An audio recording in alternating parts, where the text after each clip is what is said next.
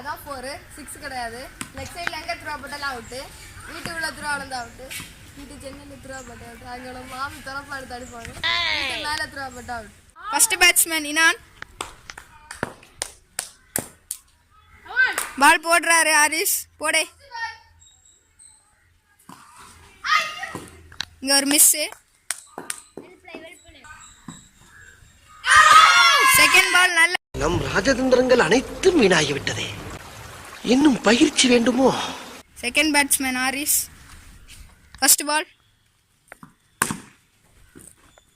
இங்க ஒரு 4 single. Second ball அருமையான பந்து. மூணாம் பந்து ஒரு பவுண்டரி.